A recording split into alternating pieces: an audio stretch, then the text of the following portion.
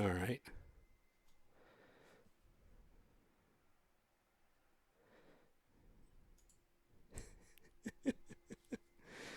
Oh boy.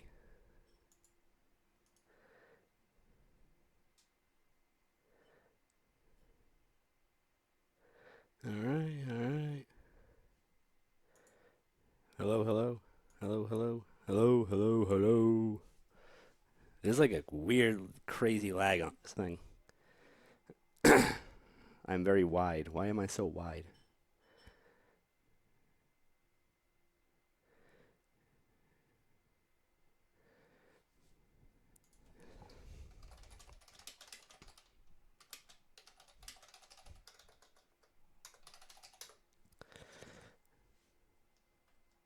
All right. So let's turn that down a little bit. Maybe I don't need to be. I don't know. Maybe I do need to be 720. YouTube. Start your encoder. Live control room.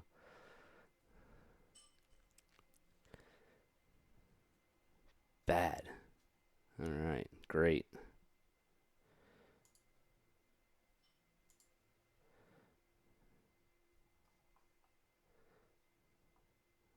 I'm live. Okay. Well, I'm live. That's nice to know.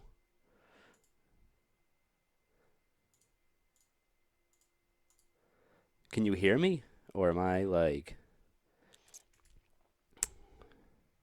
in a weird place of my own?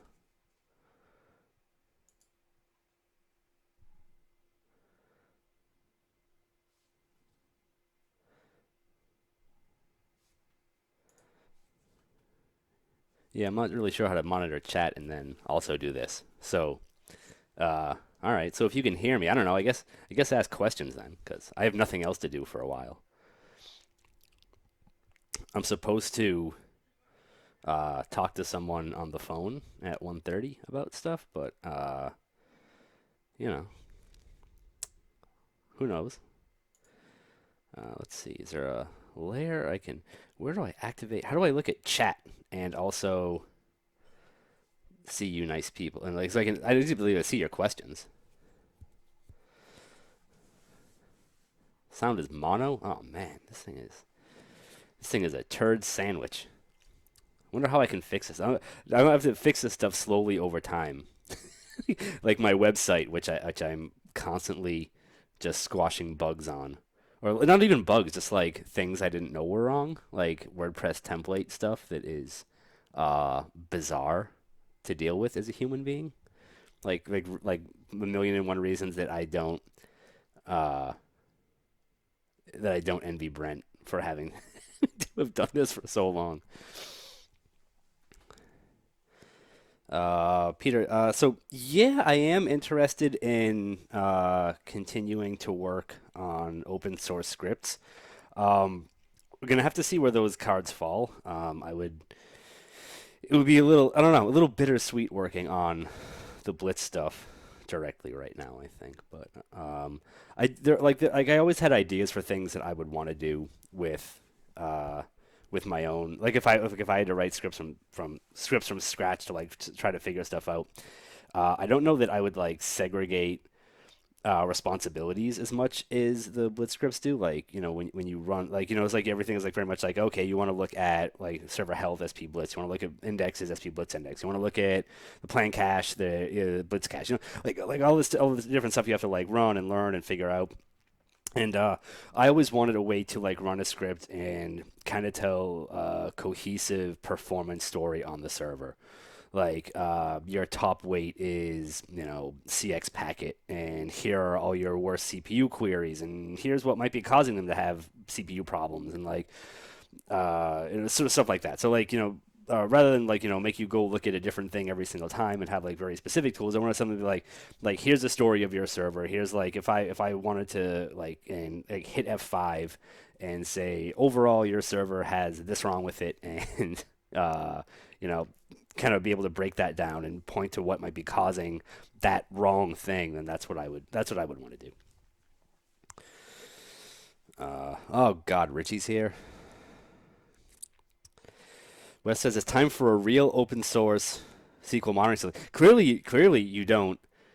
I've never heard of Observer. That that easy to set up, install, and configure gift from Stack Overflow.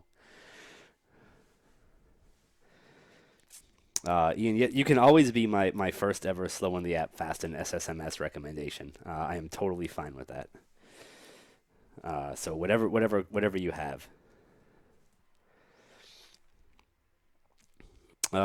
Is there a specific open source project I've been wanting to work on? Well, I mean, there aren't really many open source projects out there. Uh, I think that the Tiger toolkit is kind of closed source, and no offense to the Tiger team, but I've seen the way that they analyze query plans, and it makes me a little puke sick in my stomach. It's like not. It's just like a whole lot of like wildcard search, like converting XML to an varchar max and wildcard searching it. So I don't really want to get into that. Obviously Brent stuff is probably the most prominent out there, but uh, you know, that is now Brent stuff, and I am no longer the sort of project manager of the the Blitz script. So I don't know. Like DB8 tools isn't for me because I am crap at PowerShell. Like, and I don't think that's something that I'm ever gonna go and get good at unless I get a really strange job. Who knows? So that's kind of that for me. Yes, Op Server is the bee's knees. If you can set it up and install it, you are also the bee's knees. You are also probably some sort of rocket physicist, scientist person who is, I don't know, far better.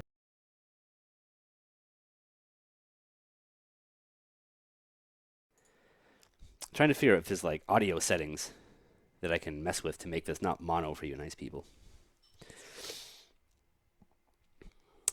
Hello, Lindsay Scott from London, England. I will be near you soon. I will be in Manchester, England. How dare I speak ill of PowerShell? I speak ill of PowerShell in my sleep. You will find me waking up several times a night, not for non-sleep apnea reasons. That's just me going like PowerShell, just yelling at things. Of course, I also might also have to do with the dream of the lack of dollar signs in my life. Maybe I will take up PowerShell. Might be a good idea. Figure some stuff out. Did I see the change coming? Did I catch me? To be perfectly honest, I yes, I think the writing was on the wall for the consulting stuff for a while.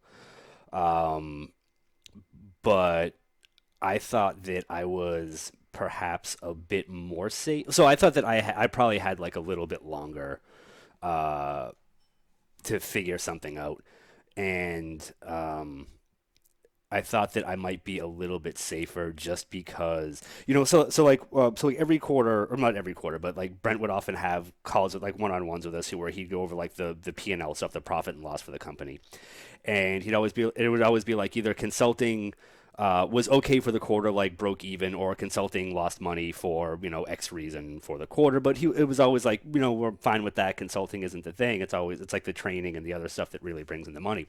So it was like I never thought that the consulting bit of it was forever, but I thought that so whenever I heard that though in my head I was like, okay, so I need to really go beyond like what's the consulting end.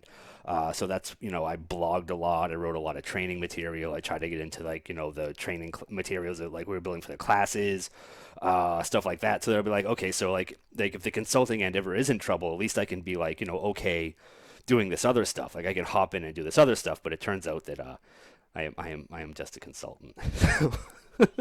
My head rolled. I should upgrade to sleep apnea core. I currently don't have sleep apnea, at least according to my last home sleep study. So hopefully I can avoid that. My neck apparently is just not fat enough for me to not have sleep apnea, which is nice. 'Cause I do snore though. Snoring is a problem, but that's I think that's my my nerdy ass deviated septum that causes that. So that's a lot of fun. Yeah, yeah. I got a MRI or CAT scan or something taken of my head a while back, just because because things had gotten so bad with like allergies and some other stuff, and my nose makes like a really weird double eight. It's I can't even explain it. So yeah, a question. Holy Lord, you people have questions for me still. I have not driven you away with my fumbling and my YouTube antics. Lindsay asks, I know this is a random question, but I have a job interview next week, a job I really want. The dress code for the interview is smart casual. What would I wear? You're in London, and all of my favorite clothing brands from London are like Fred Perry, Ben Sherman, Lyle and Scott, stuff like that. So I would, wear if it's smart casual, and I don't know, I assume it's kind of cold there. I don't know, maybe like a spiffy V-neck, some kind of collared shirt underneath, stuff like that. I wouldn't wear a shark suit. Union track. Yes, Peter. Union Jack tracksuit is always a way to go. Maybe some nice Sergio Tacchini. I don't know. Less. Maybe some casual stuff, right? Look like a weekend soccer hooligan when you go to your job interview. It's always a good way to go with that. Yeah, I don't know. Just don't wear anything with steel toes. People take those the wrong way. Smart casual sounds like a trap. Yeah, it does. It's like I remember when I had other jobs and I would have to go for an interview while it was like obviously you take like an afternoon off or something, but if you show up to work in a suit, everyone knows the jig is up. So like you try to wear like something a little bit nicer, and then go to the interview and you have like one of the recruiter where would be like, look, I'm coming from work. I can't wear a suit. People will think, people will know what's happening if I do that. So I have to, like, I can't wear a suit, but I can look okay. Like, I can look presentable, which is tough for me given the way I, even in like my best outfit, I'm still sad. Still this like scruffy and tattoos pop out everywhere and it's gross. My main pain point with PowerShell, oh God. I don't know. It's like every time I try to. So this is the life cycle of me trying to use PowerShell. I have to do a task with Windows, and I think to myself, this is like the perfect thing. Like this is like what I read PowerShell is great at. It's like there's like stupid manual labor. I have to like rename a bunch of files. I have to do something, right? And so I will try to use PowerShell for this thing. And then 3 hours later of me Googling and getting errors and the wrong thing happening, I finally just give up and do this thing that takes me 20 minutes by hand. So that's my main point. If you want to look at, actually, if you want to see the thing that I had a tough time doing with PowerShell most recently, if I'll paste the link in over, but part of the release process for the first responder kit was merging all the scripts together into one one big file, so you could install everything. And I had a really really tough time at first getting PowerShell to do what I wanted it to do. So there's a link to the PowerShell script that I ended up with.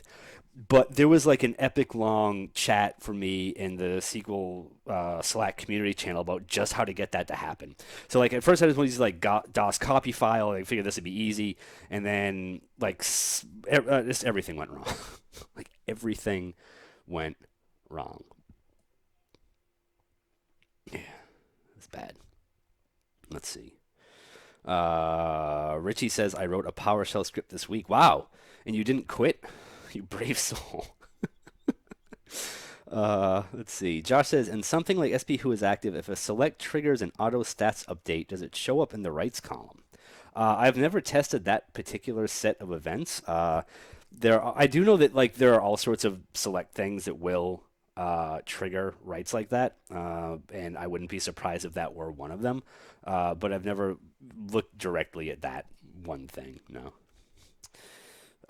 It could also, be, I actually, what, I have to take a look at how Adam does that, because, there's like that, and, if like a spool happens in the plan or a spill happens in the plan, you might see rights because of those things too.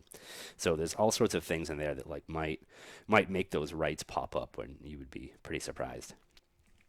So US says, I find PowerShell most effective when I have to do one or more things on five more.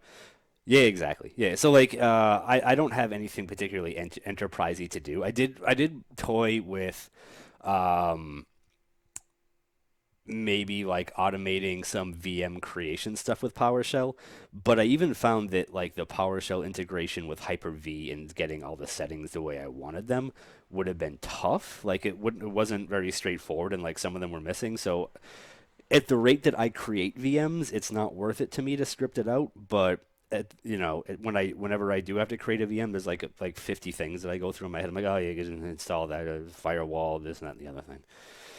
I don't know. Crazy stuff. Let's see. Wow. So Peter says, I found a nasty XP command shell quirk this week that reinforced my love of PowerShell. It turns out copy file errors aren't returned to SQL, and you have to kill the PID from Windows command prompt.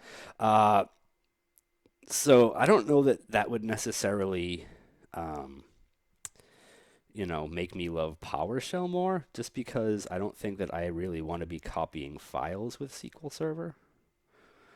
That seems like a bad idea to me. Like, and I can't talk trash because I used to do dumb things with SQL Server all the time. I used to do awful things that that involved a lot of XP command shell. But nowadays, if I had to do that, I'm not sure. I'm not really sure what route that would take. What files were you copying? Like, are they big files, little files, or the backup files or something? Like, oh yeah. Well, I mean, anything really, almost anything that needs XP command shell is pretty dumb. The one one kind of recent thing that I found that I liked XP command shell for was when I was doing demos on my desktop from my laptop and it involved extended events. Like I used XP command shell to delete the old extended event file, which is about as interesting as I've found use for. Peter says it was a massive backup file. So I'm going to tell you a very funny story. A while back when I was working for e-discovery company, I had to move, I think it was like a 9 terabyte data file from one drive to another. And I was like, I'm going to use PowerShell for this. I was very proud of myself because I didn't want the task to be dependent on me sitting there. Like, I'm gonna do this the right way. I'm gonna set up like something to do this. It doesn't involve me sitting there waiting. So I wrote my whole move item command, and I was like, yep, I'm gonna move this file. And this is like a pretty decent server too. This is about 512 gigs of RAM, like a big chunk of cores because we did crazy stuff. There's a lot of like SSIS task type processing on there. And about 20 minutes later, the server ground to a halt. And it turned out that the move item command was a lot like just copying a file, in that it took up like a whole bunch of Windows memory buffer and the server just sat there. And it took, I want to say, like 2 hours before the server responded to anything. And this wasn't like a critical production server. This was a processing server that like data would, like, there was not like a schedule, but like data would come in and like stuff would happen. And then but when people needed it, they needed it because they needed to process these big chunks of data pretty quick. But man, that was a downer. So I don't know that moving files would make me love PowerShell all that much more than XP Command Shell. But I can understand why you would. Why it's better, but I don't know that that PowerShell is necessarily like the saving grace that you're after for that. All right, someone say something or ask something. Otherwise, I don't know. I don't know what I'm gonna do. Uh, makes me, you know what it does reaffirm my love for is Robocopy, because Robocopy has a heck of a lot of options that you can use to feed into commands to like kind of make things less terrible when you're uh, copying files and moving stuff around, stuff like that. So a Robocopy is definitely baller for that. I don't know that you know what do you call it? What's that thing? PowerShell is the best. Yeah. Everyone loves Robocopy. If you don't know about Robocopy, get into it. I love Robocopy. You can do so many cool things. It like gives you like like detailed analysis of like what files have moved, when it moved. Like, oh man, it's awesome. Man, I just want to get a job copying files now and just like make like an enterprise grade Robocopy. Like spawn 30 Robocopy processes. It is better than sliced bread and mousetraps. Well, yeah. Unless you put sliced bread in a mousetrap and then you catch mice and then you have a mouse sandwich. That's one option. Yes, you can use Robocopy within PowerShell scripts. Yeah, look at that. Wow. Very, very happy for you. Can make somehow find a way to make it command line interface more complicated by nestling it inside another command lines. I see shells within shells. That's a fun way to think of it. All right, come on. There are at least 22 of you sitting in here watching me talk about this stuff. No one's asking me SQL Server questions. This is I like that everyone can see what the other people are typing though.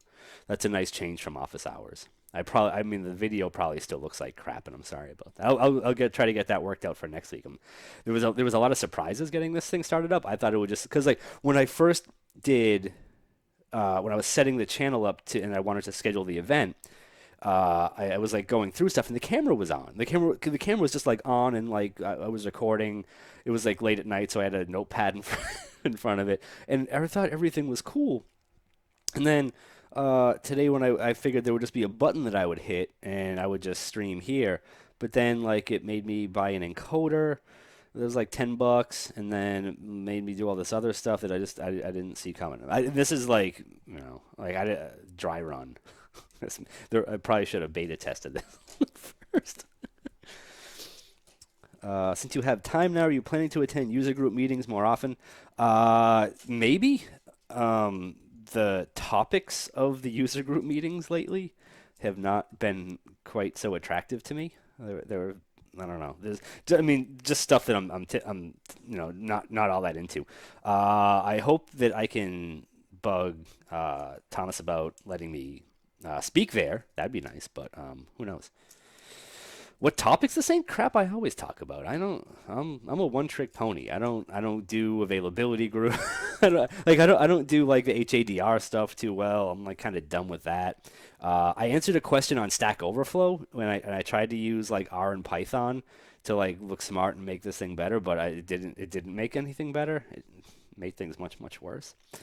Um, so probably the stuff that I always tend to talk about. I am it's like now that I have time, I am spending a little bit more time working with SQL Server 2019. So like looking at batch mode for row store queries, looking at the Freud stuff with the inlining of scalar functions, things like that. So I am looking at new stuff, which would be fun to present on, but it's just so perilous writing material for CTPs when things might change very quickly, especially by like if you look at historically the stuff that's been in CTPs, limitations that have been in CTPs, and then like by the time you get to RTM, it's a lot different. So I wouldn't want to be like, oh, look at this crappy feature in this CTP, it's 2 point, and then like RTM comes along and it's like everything's fixed, delete the whole deck. Like, it's tough. It's hard out there. Lindsay says, why are user-created statistics a bad idea? I created one and it seemed to help a terribly written proc, but SP Blitz flagged it as a low. So it doesn't, they're not a bad idea, and Blitz flags them just so that, you're aware that they're there. There's a lot of checks in Blitz for very low priority informational items like that I sometimes feel are detrimental because it gets people focused on the wrong things. Um, there are a couple good input parameters to SP Blitz to like ignore priorities like above a certain number. And I really think that if you're starting off running Blitz, you should be ignoring anything that's over priority like 60 or 70. That's where like the meat of the important stuff is. That's where like the you're going to lose your job, servers on fire, pants are down things are. Once you've gotten past that, get it, like the stuff that's like priority like 70 or maybe even like priority 100 and above. Um, is where is like the like sort of like the next level of treatment. I have a blog post sort of coming out about stuff like this, and I'm going to ruin a lot of the wording in there by saying it to you, fine folks. But since there's only like 22 of you watching right now, and since I'm wildly unpopular, I can't really envision many more people seeing this. But like, if you came up to me and you were like, Eric, I want to run a 10-minute mile, and I was like, great, how fast do you run now? And you said, I don't know. I was like, well, why don't you know? And he's like, well, I smoke a pack a day and I'm 200 pounds overweight and I just had a heart attack. It's like, okay, so there are some like very serious things that we need to address before you're going to run a mile in 10 minutes, right? There's like other stuff that we gotta get taken care of before you can even walk a mile, never mind, running. Like standing might be difficult depending on things. So, I would, just as far as like troubleshooting a server goes, when you see stuff like that, I wouldn't focus on it too much. Let's see, Doug asks, is there a way to get the number of times a statistic was? No, there isn't. There's no sort of usage counter for that, and I'm always so bummed when, I want to look at these things, and Microsoft has spent so many dev cycles and so much time on indexes, which they should because they're important. But then, like, the feedback loops for indexes are crazy. Like, index usage stats is like reports things strangely, and then index op stats not like reports things more accurately, but it's like more ephemeral. So like that information can get cleared out pretty easily. And especially when you want to look at statistics, which are just like so vitally important to a server running well, and things like important things on a server, like guessing how many rows are going to happen when a query runs. There's like almost no feedback on them. Like you can see like the histogram, you can see when they were created, you can see like how many rows were scanned when they got created, but there's like so little about like this index gets used a lot. This index is great. This is awesome. Or this statistic gets used a lot. There's nothing like that for that. So it's and I actually had a guy come up to me after a user group meeting and say, I've been working on this script. And I'm like, yeah, what is it? And he's like, well, it goes and it drops all the system created statistics. And I'm like, why did you create that? It's like, well, because they're bad. I'm like, oh, okay. So yeah, I wish that there were more feedback from or I wish that there were better feedback mechanisms about statistics in SQL Server. Right now, there's not.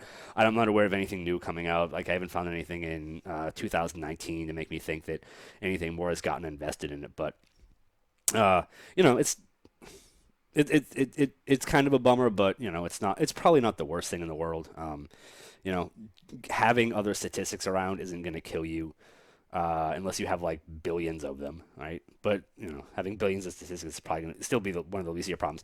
When I was doing some experimenting to figure out like how SQL Server uses statistics, I did find that there was some correlation between the sampling percentage and how they get used. So typically, if you have like a statistic on the same column or columns, and it's been updated with like a high sampling rate, like not the default one, or not like like 10, 20, 30, 40, 1% or whatever. If it's like 80, 90, 100%, like if it has a much higher sampling percentage than other statistics, then SQL Server just by default picks that one. So that's kind of an interesting thing, interesting observation that I came across. All right, what else we got? Anyone? Come on, there are still 22 of you somehow. It's nowhere near as big a crowd as Office Hours used to get, but I suppose I can deal with that since I'm far less popular. I guess having 22 of you here is quite a blessing. So thank you all for showing up and making me feel sort of like Jennifer Love Hewitt and Can't Hardly Wait, where I just got dumped and I'm showing up to the party anyway. My tight tank top. Peter says, if there's no system stats for a column, is that a reliable indicator that the column has never been in a predicate? Yeah, pretty much. Yeah, I would say yes. Yeah, it's fair. Because SQL Server, like, it is pretty smart about creating those when they come up. Can I run a 10-minute mile? From who is? I don't know. It would have to.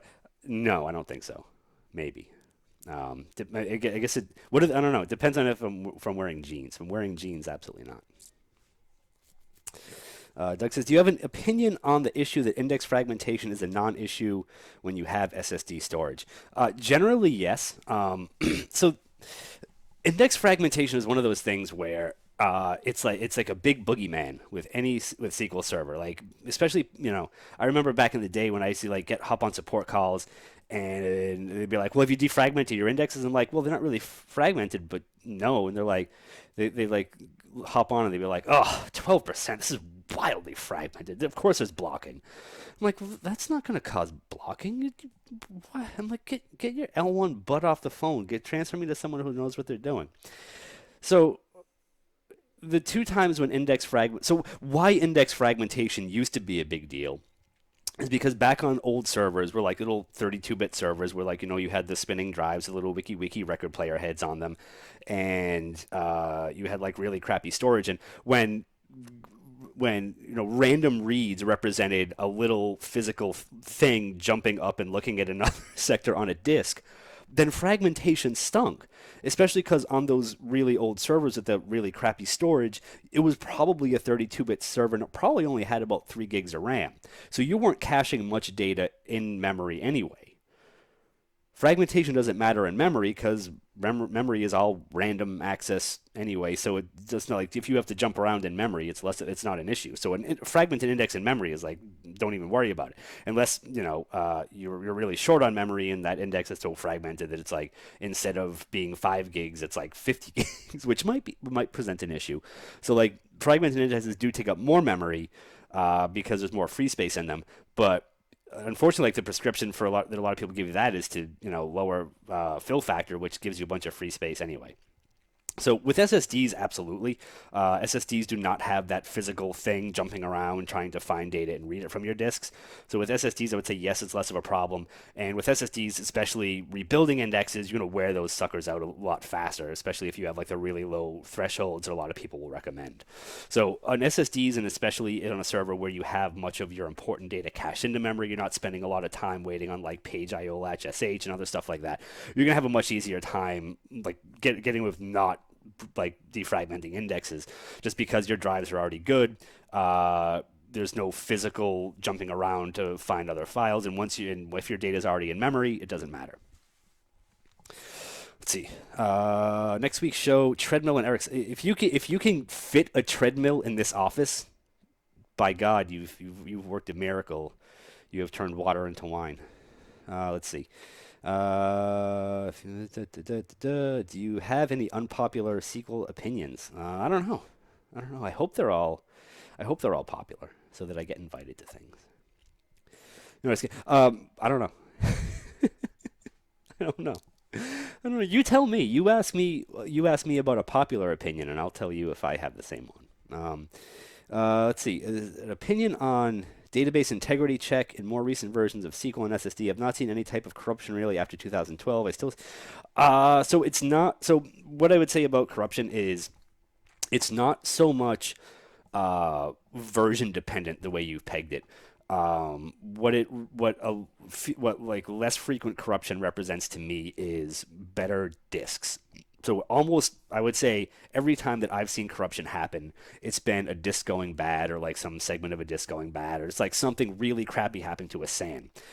Drives are getting a lot better. Drives are getting much more resilient, much higher quality, better stuff going on in there. Also, older storage probably wasn't rated well, stuff like that. So there's a lot of stuff like with storage improving that's making corruption, I think, less frequent, but you'll still see it eventually. I think a lot of corruption that you'll see now though will be more along the lines of like human error, like someone did a bum firmware update or something like that. Like they broke something good. Let's see. How long until query store is writable on a secondary replica? I don't know. How long until index DMVs are? You ever try to do index tuning in an availability group? Forget it, man. You got to run it on the primary, figure out what the primary is doing. What I, like you always like you run SP Blitz index on a primary, and it's like all these indexes are unused, and you go on a secondary, and you're like, holy crap, they're all getting used here, but that doesn't get sent back to the primary. I don't know. There's AGs. I don't know, man. They make everything super complicated. Everything, right? Because if you're offloading reads to another one, there's all that stuff is sitting over there. Yeah, they are. They're scoped to the instance. That's my point. Is that you don't get information about what's going on AG secondaries if they're readable on the AG primary.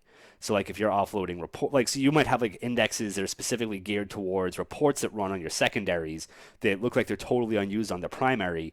And then you go to run SP Blitz index on the primary, it doesn't show that it's used. So you have to go look at it on the secondary to figure out if you can actually get rid of this index or if it's going to just make your secondary crap to bed. So that's no fun. Let's see here. I saw from row estimates in a plan last week into the province higher.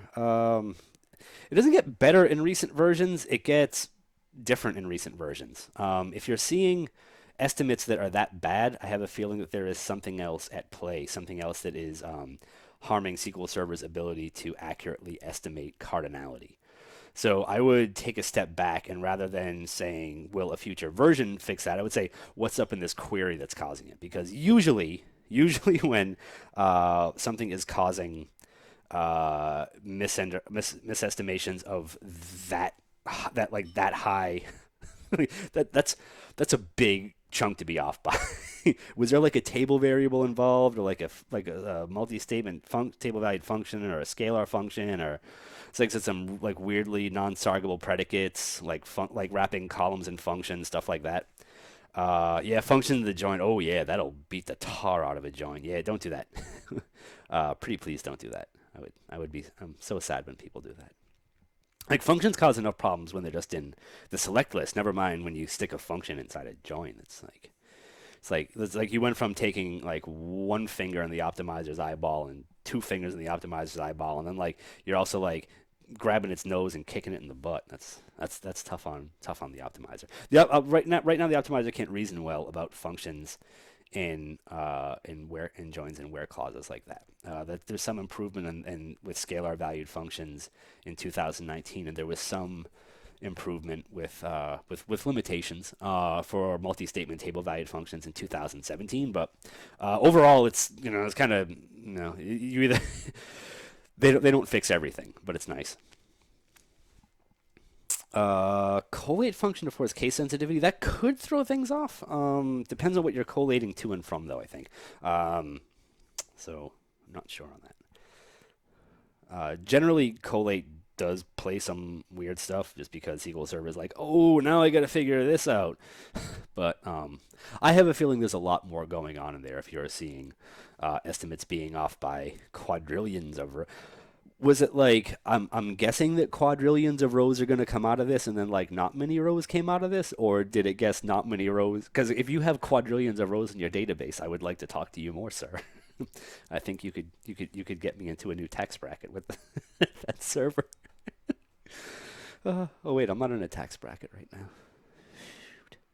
I gotta get in one of those. Anyone have a spare tax bracket? No. Anyone? Someone? No. All right. All right, fine.